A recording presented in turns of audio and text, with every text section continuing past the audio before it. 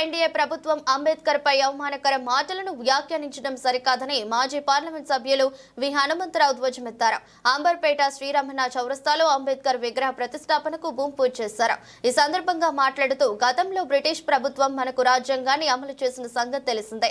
దాన్ని బాబాసాహెబ్ అంబేద్కర్ రాజ్యాంగ రచన చేయడంతో పాటు అన్ని వర్గాల వారికి సముచిత న్యాయం చేశారని కొనియాడారు.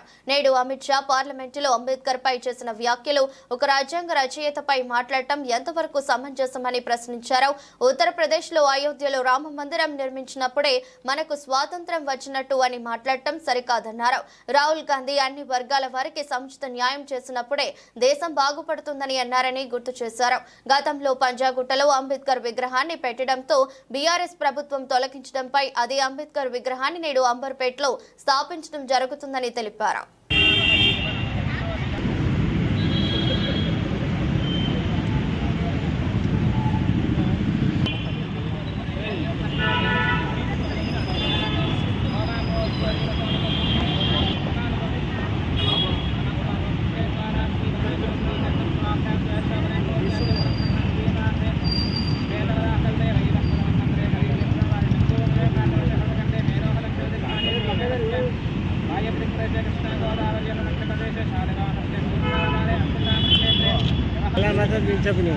చెప్పు మెల్లగా ఒక రోజు ముందు ప్రోగ్రామ్ అంటే అంతా కవరేజ్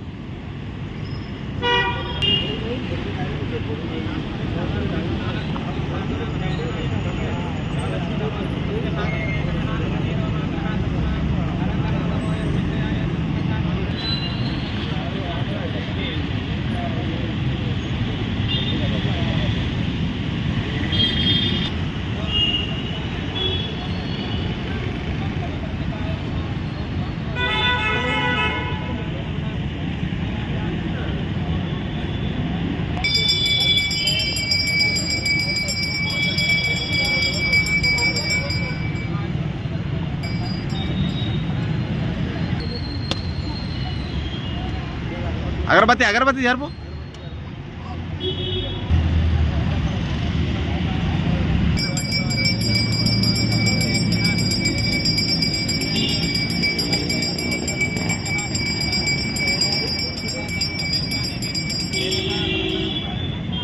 అప్పుడు బ్రిటిష్ రాజ్యాంగం ఉండే మన రాజ్యాంగం. దీనికి ఆ రోజులలో మహాత్మా గాంధీ, పండిట్ జవహర్లాల్ నెహ్రూ, అదేవిధంగా సర్దార్ వల్లభాయ్ పటేల్ అందరు కూడా, మౌలానా గారు అందరు కలిసి అందరి సంస్కృతి ఉంది. ఇక్కడ హిందువులు ఉన్నారు, ముస్లింలు ఉన్నారు, క్రిస్టియన్లు ఉన్నారు. అందరికీ సరిపోయే రాజ్యాంగం రాసినటువంటి అధినేత ఎవరంటే బాబాసాహెబ్ అంబేద్కర్.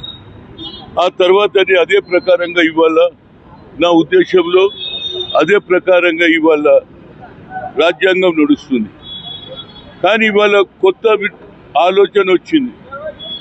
ఆలోచన ఏమిటంటే రాజ్యాంగాన్ని, అంబేద్కర్ను, అదేవిధంగా దేశ స్వాతంత్ర్యం వచ్చింది కూడా క్రెడిట్ కాంగ్రెస్కి ఇవ్వద్దు అనేది వారి ఉద్దేశం, ఎన్డీఏ ఉద్దేశం, అదేవిధంగా నరేంద్ర మోడీ ఉద్దేశం, అమిత్ షా ఉద్దేశం. అందుకుంటే పార్లమెంట్లో ఆయన ఏం మాట్లాడిండు?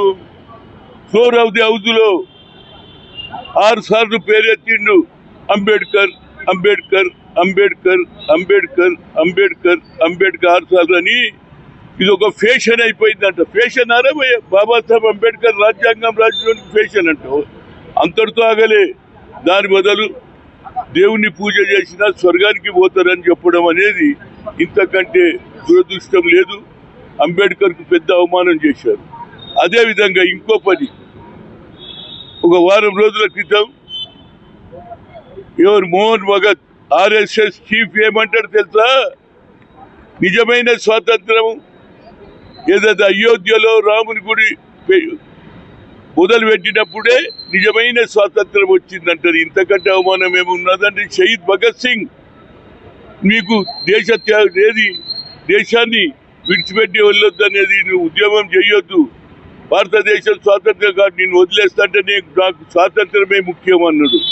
ఆయన ఊరి కంబకెక్కిండు. అట్లా ఎంతో మంది జైళ్ళకు పోయిండ్రు, ప్రాణాలు అర్పించిండ్రు. అంటే స్వాతంత్ర సమర యోధులను కూడా అవమానం చేశారు. అందుగురించి ఇదే రోజు గతంలో ఇదే BRS government 19th April 2019 April 12 రాత్రి నుంచి జై భీమ్ కార్యకర్తలు పంజగుట్టలో స్టాచ్యూ పెట్టుకున్నారు. అక్కడ స్థలం ఉండే రాజశేఖర్ విగ్రహం